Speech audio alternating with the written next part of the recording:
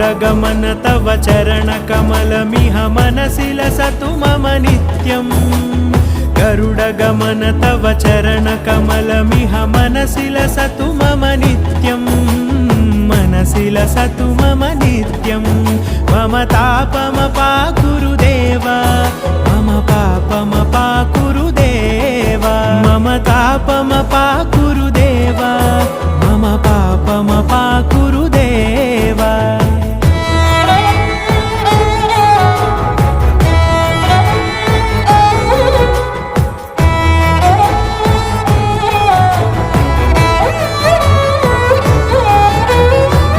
जनयन विधि नमुचिहरण मुख विबुध विनुत पद पद्मा